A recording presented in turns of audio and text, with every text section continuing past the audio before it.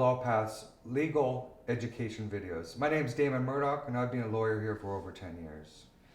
Today we're talking about preference shares. If you want more information about constitutions or shareholders agreements, make sure you see our other videos on those topics.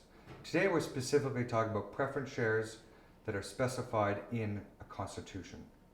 Now, in a company constitution, it normally sets out the different kinds of classes of shares. You can have ordinary shares, you can have non-voting right shares, you can have preference shares. Now, a lot of the big, what we say the big wigs in town, like the big VCs, they normally want preference shares, and a lot of people get afraid of preference shares. But what they are mostly looking at here in Australia aren't what you would think. They're not that scary, and they're not that bad. So the general things that the big VCs are looking for, or the big investors are looking for in terms of preference shares, are as follows. First of all, you're not going to have what's called a down round. That is, if you raise at a $1 million valuation, you're not going to go and raise at a $500,000 valuation later.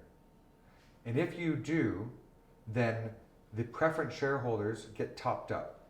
They get additional shares so that it's essentially anti-dilution because you've sold at a lesser valuation. So that's an anti-dilution clause, but not an anti-dilution in the sense of they never get diluted. It's just they only don't get diluted if you sell at a lesser amount than what they bought their shares at. The second thing is what we normally look at is the liquidation and the liquidation preference. Now, a liquidation preference is essentially saying that a preference shareholder is going to get paid out before normal shareholders. So if a company is put into liquidation, the order of payment of any money that's left over or any assets that are left over in the company, it goes first to the liquidator, then it goes to the employees, and then it goes to the secured creditors, and then it goes to the unsecured creditors, and then it goes to the preference shareholders and then the shareholders. So essentially the preference shareholders are just saying, before the last people in the list gets paid, we get paid first. And we get paid back our investment, normally 1 for 1. And in essence, that's pretty much all preference shares say. Sometimes there's also rules in terms of critical business decision-making matters that they get to vote so that you can't do certain things without their vote. Sometimes there's clauses that say that the class of preference shareholders get the right to have a director.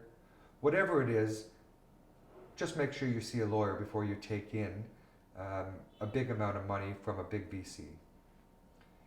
If you want to see more videos on capital raising, make sure you subscribe to our YouTube channel. For more information, make sure you visit our website, www.lawpath.com.au. Thank you very much, and I'll see you next time.